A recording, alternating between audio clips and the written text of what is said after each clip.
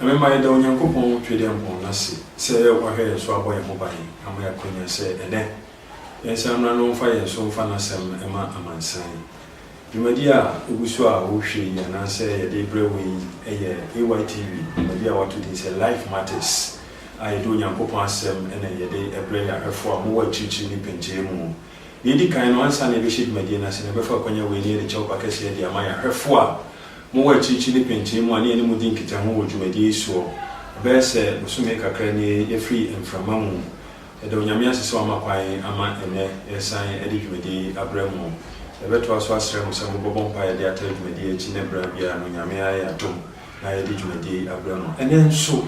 nyame amakwan ye de dwumadi abramu na ye besere se mu nyina mo betwa ase na eni mu nyina ahwetwe konkrom na de hia Nyankopon wo no ode ama ye nyina me amedi dwumadi ho chiame no medin ede osei bemba nyame ya adom ede na sofo mpanimfo abekan yensa ewo dwumadi mu sede yenim no dada no se meko mensa nifa so a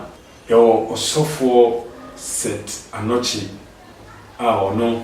na Mountain View Ghana Conference oyo osofo bani a oda maburu dwumadi ene asofo dwumadi ahoro nyina no ye ba pomodin a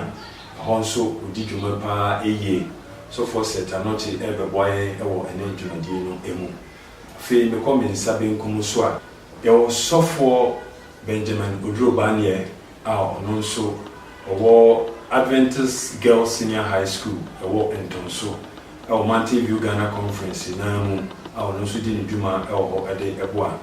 asofo mienu enene omo be ka me ho na yede Onyankopon asema na se ya disua yesua ewo kota etwato wo mfie binu ni dum opie mu yede eba asofo mienu enene nyame na wonso ebe kan ye ho ama yede yadesua yesua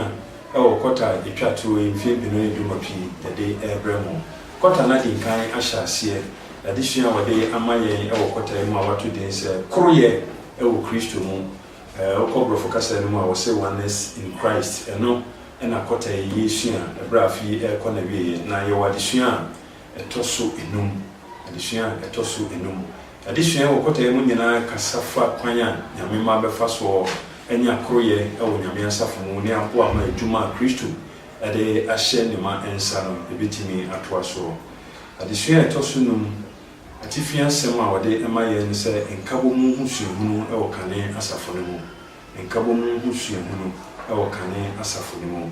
na ansa na meko asofo isu no na mehwe enkabo sem no na mediama asofo benefo na afei omo akire won mu adwene ewo hu enkabo sem no asomafo nyuma itrebi no chichemu aduanan mienu de okanie osei na okura asomafo no encheche ne ayonkofa ene pano gugu ene empaibo mu a eno ne ya adesua no enka bose na ya adesua yi ansa na yebekomo no ensi trasisima na sofo anochi emo mpaye mai aja kron ya da wase se enya kwan ebi e Sabbath school mu asua de empaibo nyina ne se ma hu kron enchreche ya ne ya tiefo nyina Radi Yesu bi. Amen. Amen. Ada osofo set anochi ase se ode mpaibo ahyedumade na se amaye. Enkabo mu husuahunu e okane asafo no emu. Sofo anochi ma mesha se mfi wo. Enkabo mu husuahunu e okane asafo no. Twa kane asafo no ho mfoni kakra e kire ye. Yo medase. Kane asafo no the early church ye hu se ehyasie bra ya genkwa Yesu ekosoro no na oma asuafo no ekotwen wo Jerusalem na omusisi omuhuma hu kronkron hwiegu na urade hwiemu kronkron egu asore no so enam so ma asafo no a na kronkron se omye be wo hadu no nyame hu kronkron no ahoden no baaye no it mean multiply quickly ma omukonya nipa bebre asam kendika no kra no twakronkron se wo bo asube sam pinsa ene be ka so no di no nza sore no doso nipa no doso na brebia enipa doso no ewo ekubia mu no ya na ensam sorry ale nchiran Kenya me se na mse na ho nkronkron ahya asafo ma no ma no nyina hunu adwuma kese a Awurade de asi wo mani so se wo mun kansam no ma Yesu hu adanse no ko wiase nyina nti no omu efa adwenkro ema won bibia mu no na wo mu botaye nyina ne se ye be pagya Awurade Yesu a owuye na wasori na okosoro no akire wiase ndi za wohwe on asetena sanya omu ehya ase a na baby kura tro no se na omu bibia ye kwasafo de a wo mu bɔ modern se ye bemma ye nyina ya setena tumi ai asese na ye tumi a focus wo nyame asem no kan enti mfoni kakra metimi atwa eno no de akyerefa asafo a ehya ase edikai no ele osofo anoche ase mami ko osofo do mane ho sofo nkabo mu nsuo no kania asafo no sofo aka bebre de he na won so ode e ka ho fa kani asafo no ho Yesu Kristo ojina homa nkabo mu de oyo bia no ye de na wode hye esuafo ne chidifo ne nase onka wo mu nti ne kura chi no adusano be kire mu esuafo ni na ye tem ba bia no hya da no hya na ne bia oyo ya be dadi ewusu school yi mu na ye nkabo ma de yo na no so ne gina ama sa aboshe nsemo a Yesu Kristo de share won se obesuma okakaifo bi okonkron no ama ehye mu kana akwan fasa bompo 1844 kikiri dakra ba se nye sa nkabo mu yi a wono so wote ase na wo fa de yo wade a nkasa fuinka antime na enso esa ne la school sa anti ase ya wunya le so for nya ya wonso nya ya no eno ene kan won bo mu gina ya na safu okay ada so for us ene na yimra de hye no mu frequent said Edin kai ebi edition ni so fa kan yan safo no no dwumadie ne kwan a won fa so yenhwe ya disua no emu Yesu ko no akire no so form misa o sanse enim se Yesu wo hono na asuafo no no ne man hyeda empoye aprapra ni tumi aprapra wo mu eyeden na Yesu ko ye no honhom no timi ba wo mu so ma afeye sa di pa ya nanka omuni nkabomu etumi ebae so for set ede ani siye said ye be ya yehwe betimi ehwe bibia from because no munni Yesu wo ho no problem e kai say du ba bi no obo mpa ye fa nkabomu ma wo ede ne ba ya fede nkabomu no ase etumi ebae ma honhom timi ba wo so yo sanya chokronkron da na di ma ye hunu bra na jenkwa Yesu ne asafo no asuafo no ewo ho no na unze Yesu wo mu nchen enti bibia din bia no na omu betimi akọ Yesu nchen akwaje akwankyere ne mmoa ama bibia tumi akoso now Yesu ko na wode adwuma kese eja wo mu na o hwa bra na Yesu tiase no na Yesu mission na adwuma pa o de ba ene ma ye dika no na suafo no nya tiase papa stella ewom se na agye nkwa no abomodin so obe kyerɛkyerɛ wo mo de enso stella na o mo da so wa adwene bi se Yesu beye ohene kese bi wa asase so wo hwe kra wo ko Jerusalem no ho mu na Salome ni ne ma no ko ese ya mabako ntena nifa na bako entena bunkum they were still thinking say Yesu be di hene na wo mo nti bra owu ye na unse suafo no bi kura nam kwan so na Emmaus kwan so ra di kyerɛkyerɛ nsɛm afa no ho efiri Moses bra so di besi adifo no so ma wo hunu sɛ Messiah no ne be di kan no ɛyɛ sɛ wo be hunu amane amani pa na nipa nkwaje awie pɛyɛ no na afei Yesu wie ye no ni wo di nkomo adi nkra no hunu sɛ sese di adwuma na ba beto yɛ so ɛsɛ sɛ ye yi saa nsɛm ni nyina afiri mu in fact Bible no ne edi nkom she ka kire yen se asuafo no tena se prepare one mo prepare se die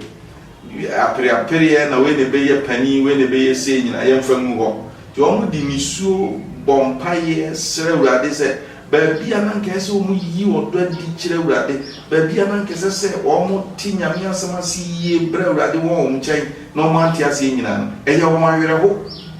ma wo mu sun ho bo ho paye enti adwene no ba se ye pagya urade na nye yen nkran no ye ma ye ho abodin ni ade ne hia wo eno na ma nyame ho kronkron no hu se nkrofo no afei die adwene na yeye adwene na bafam aba awurade ni onyam so asene nipa no ankran ni onyam nti nyame ho kronkron no eba wo so okay nyame ho kronkron eba wo so osofo bane na mami misai said osofo kire mu nyame ho kronkron ba wo so no ahosiesie ben pa said osofo akeka bebre ye na odi be ka ho fa wo mo ahosiesie ho ansa na ho no ba wo so se binya onyame nhyira na wo se ba kwe wo ya sitina mu amano sa onyame nhyira wo so de mani man mo se be ye ni abusofo yi ntamara wo hu se bibi asenya to wo nyam wo bi ene na bo sha Yesu Kristo a show se wo de tumi bi wo bi na tumi so ho na wo be na dwuma ene na wo so ya ka endo ko hia baby a wo hia adwebia no wo kan wo mo no wo na cheche wo de free wo mo wo ye bibia bo mu bibia na cheche wo ho a wantwi kusu mu papa mu a bibia na titi wo ntemu a e ma kokon timi nsane e ma wo san kasa abosho wo yini na afi wo be kan se wo dwira wo ho wati wo ho siesie wo ho ye kra do se wo kokon no emra aya se ka se da yo so ye be den enya nyame tumi na ye so be tim de ya adwuma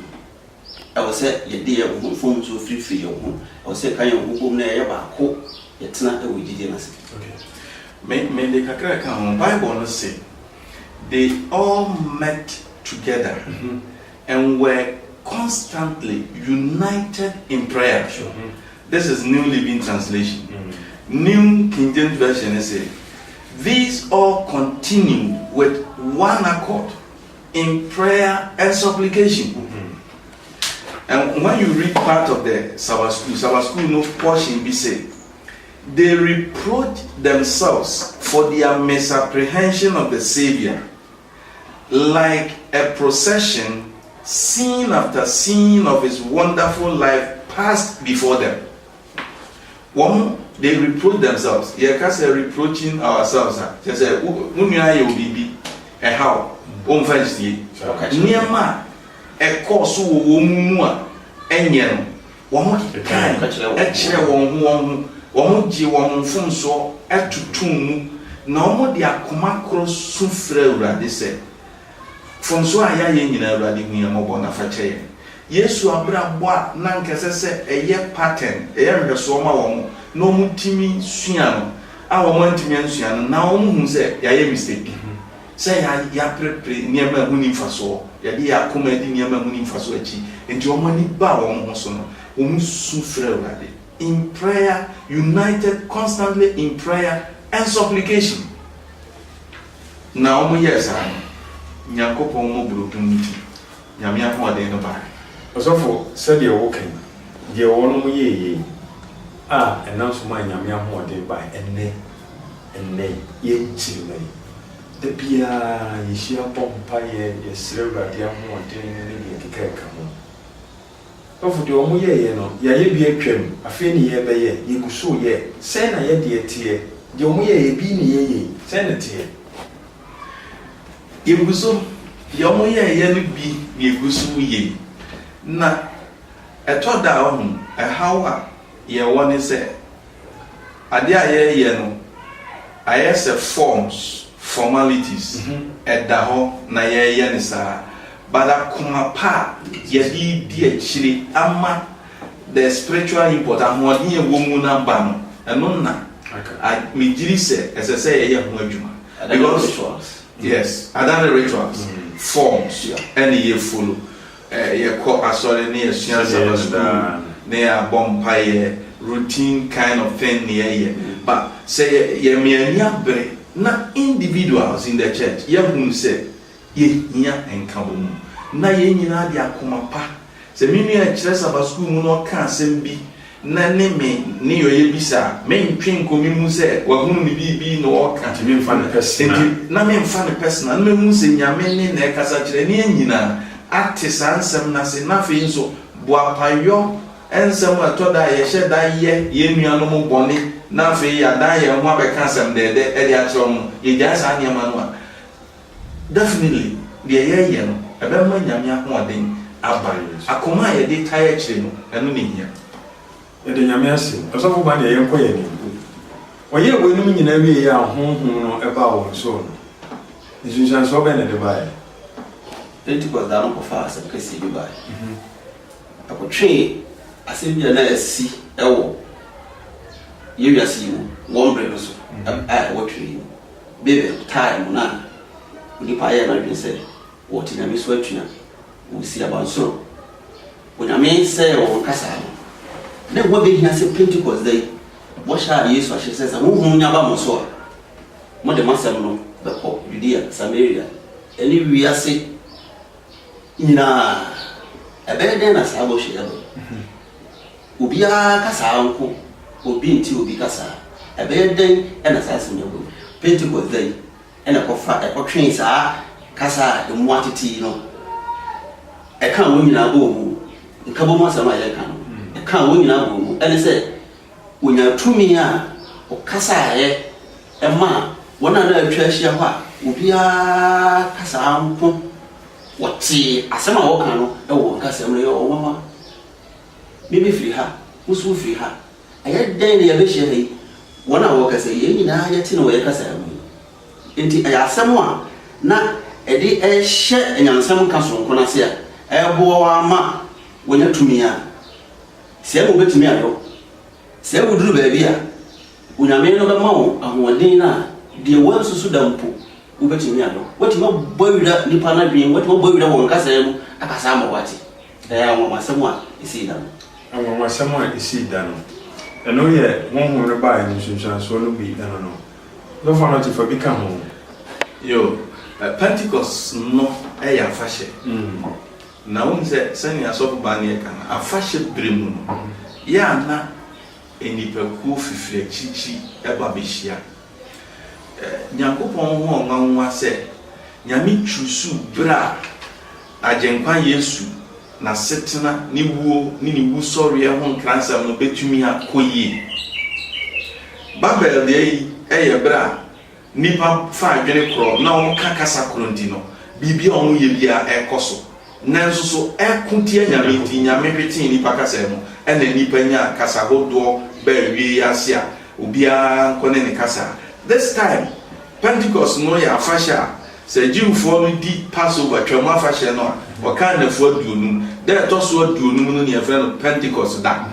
and the Pentecost da no Yesu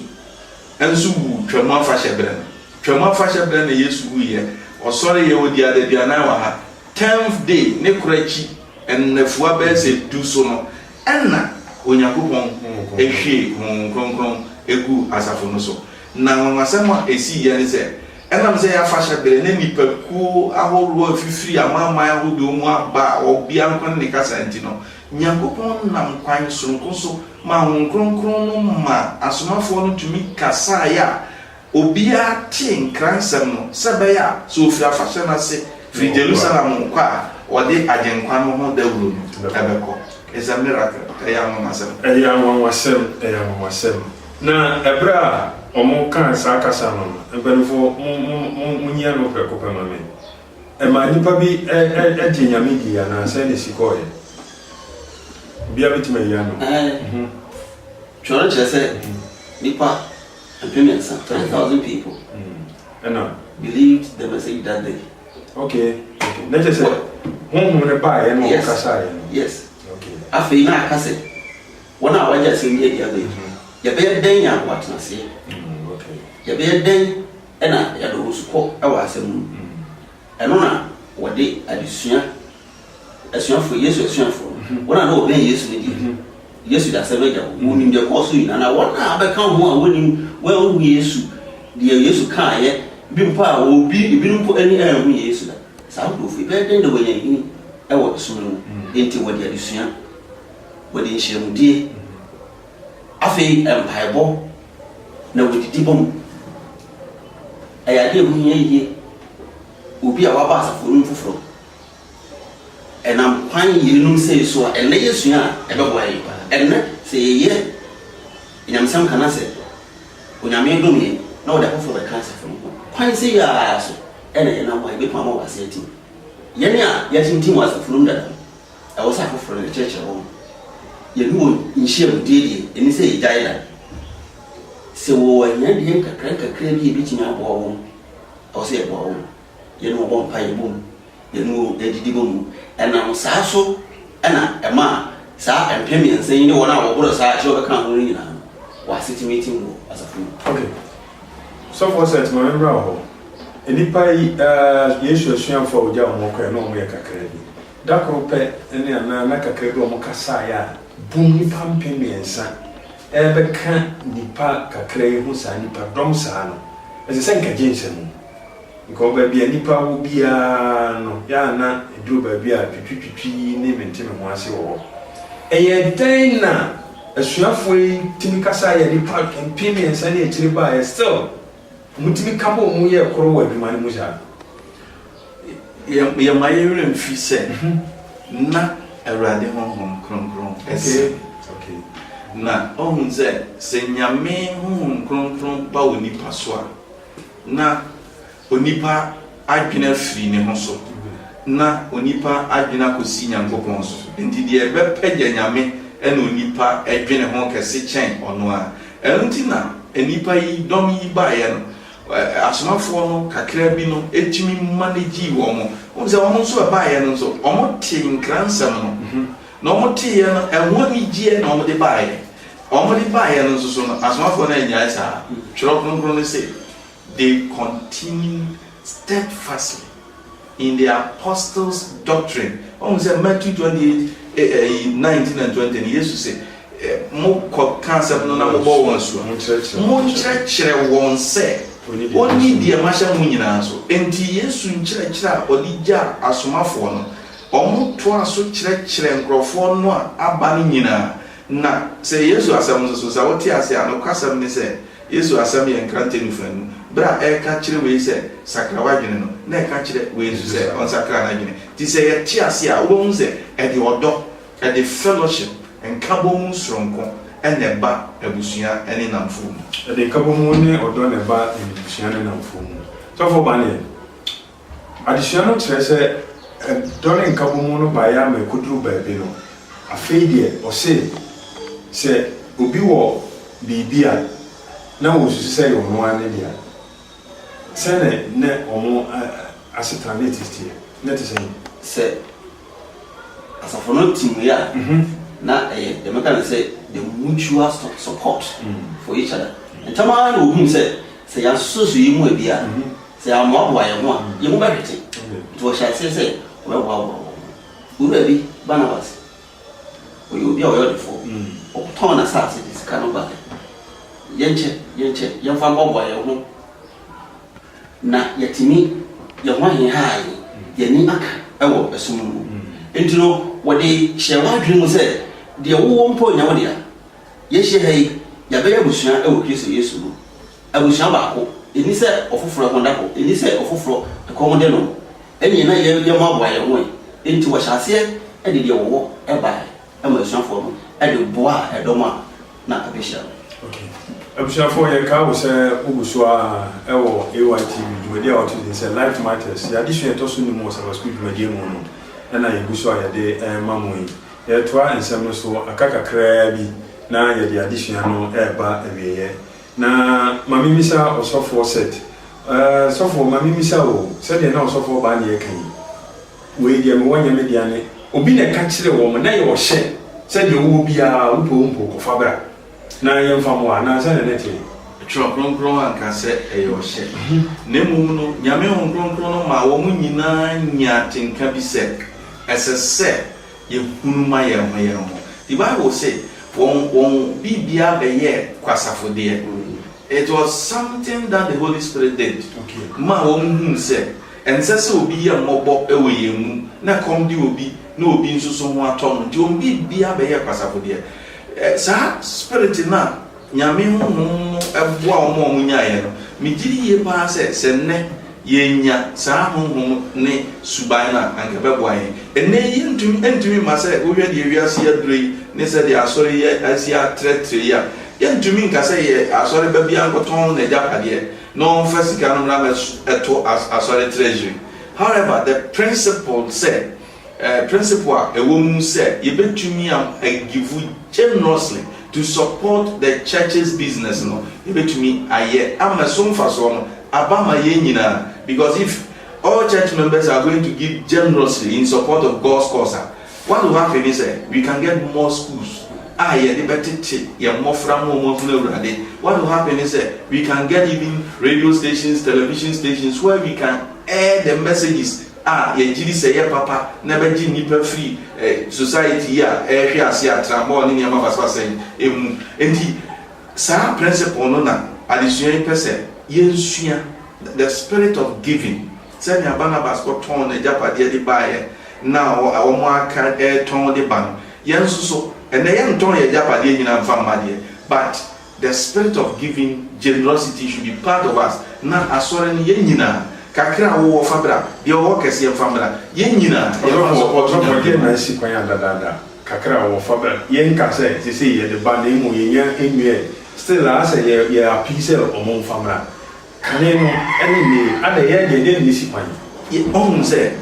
e twokronkron aka asem bi 2 Timothy 3 o se huni ye se na ye tri every morning ba fi se nipa ba ya perfect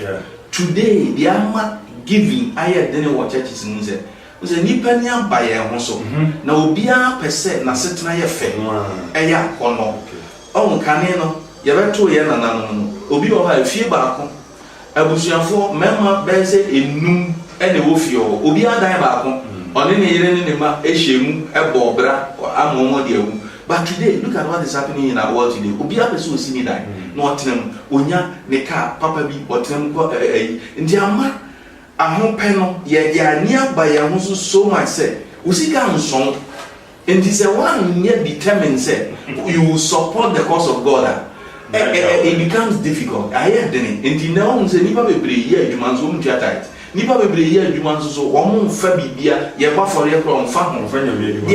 ehia no ani say obenya comfort living na so ma adwo no but ye wi ase no say ya na say senke ye nimu anka say ye de ya ho den ye nyansa ye sika bo nya adwuma mo na nipa adwen sakra mo because wo nya ho to asibu da papa tremu no criminals do na edos no it becomes difficult and the ones that you see that grand here they want to prison ya me ade want to be born is here na we never be nwane mfa yo so for ye dwumade ne ba we giri se yebre no aso enu nti yesu enka bo mu nsu emu asafo edi kan no mu no so for de ya hwea ne na ne de atwa de hwea di amaye ne ade nyina no de na wo de ka ho bra ye bo edi hwea ne tofa adisano if ya wada de na me ball ko to e bi di aka o say ayakai wonu ayakai wana bibi nyawo ayakai wana wa mani kunu kan kunu mu me to so bi no etem kunu jemu amotwe ebisi edunu na okan be fe wana wode emwa beboa wo wana wo amaniemu a obekọ ahọhọboa wo se wasre okọ ogudu bianu a obesre ama osoro ni se wonchira wo o ma ni chira no e no so we ni ba gije wan ya ma won ho a se o nya wo empabum kaida abi bi obekọ ogudu bianu obesra ma na wo guso a wo yo no saa no o nya mi chira no ana wo de ba so for can be very careful. There may be to in spite of some papa aye kanfa early church no hu nyina there was also a bad note. Additional Ananias and Sapphira and Wasam. Woman so eye ade a na M1 kabum na emwa ayonkofa enti yanam se enti no womo enya nsunsuan so oboni ma womo hwere womo nkobra pesaminkunya ene anibere eba omu enti senya picture na efe bia no still na bibi womu a enye eno enye lesson papa ma yen enti picture papa no ena yem pike anibere eda owu afa senya yebeto mpanimfo aka kire no enti yesusu ma ye animere nyame hyira wa de nyame de ama wo ma enso mobo de sesa wo de bo nyame adwuma no yemfa mo nyame adwuma de sesa de bo afoforo yemfa mo afoforo na emmoama